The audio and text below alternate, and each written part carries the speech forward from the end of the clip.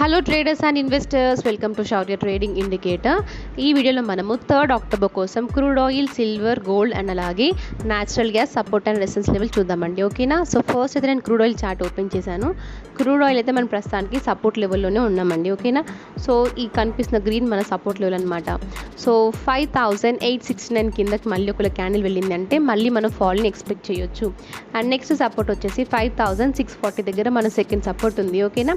And దాని తర్వాత next మనకి స్ట్రాంగ్ సపోర్ట్ వచ్చేసి 5600 దగ్గర మనకి చాలా స్ట్రాంగ్ సపోర్ట్ ఉంది. ఓకేనా. అండ్ మన ఫస్ట్ రెసిస్టెన్స్ అండి, సో చూస్తున్నారు కదండి 6040 దగ్గర మన ఫస్ట్ రెసిస్టెన్స్ ఉంది. దీని తర్వాత మళ్ళీ వెంటనే మనకి ఇమీడియట్గా మళ్ళీ 6067 దగ్గర సెకండ్ రెసిస్టెన్స్ ఉంది. ఓకేనా. ఒకవేళ ఈ 2 రెసిస్టెన్సెస్ బ్రేక్ అయ్యాయి అనుకోండి, నెక్స్ట్ మళ్ళీ మనము 6250 వరకు వెళ్ళే ఛాన్స్ ఉంటుంది. 6250 తర్వాత నెక్స్ట్ మళ్ళీ మనము 6430 వరకు కూడా వెళ్ళే ఛాన్స్ ఉంటుంది. అండ్ నెక్స్ట్ వన్ వచ్చేసి సిల్వర్ అండి. సో సిల్వర్ మనకైతే సపోర్ట్ 91,000 లెవెల్ ఉంది కదండి. సో ఇది మన ఫస్ట్ సపోర్ట్ అవుతుంది. ఓకేనా. అండ్ అక్కడే మనకి స్ట్రాంగ్ లో కూడా ఉంది. 90,888 దగ్గర మనకి స్ట్రాంగ్ లో కూడా ఉంది.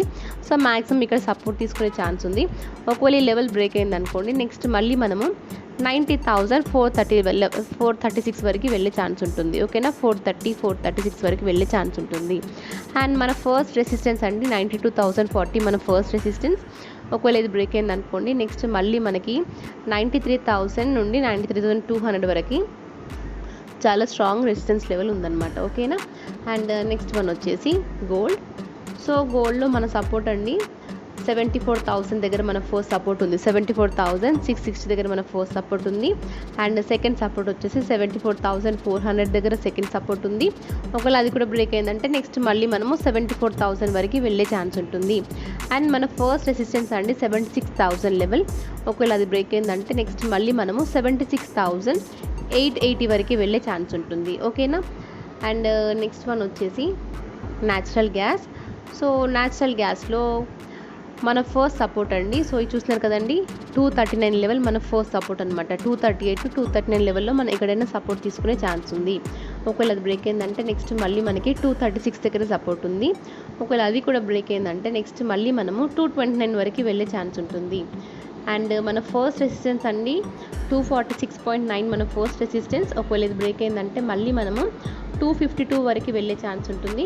ఒకవేళ అది కూడా బ్రేక్ అయిందంటే నెక్స్ట్ రెసిస్టెన్స్ మనకి 257 దగ్గర ఉంది. ఓకేనా. అండ్ అలాగే న్యాచురల్ గ్యాస్లో చూస్తే మనకైతే ట్రెండ్ లైన్స్ డ్రా చేసుకునే ఛాన్స్ ఉంది అండి. సో చూస్తున్నారు కదా. సో నేనైతే ఈ హైస్ని జాయిన్ చేస్తున్నాను.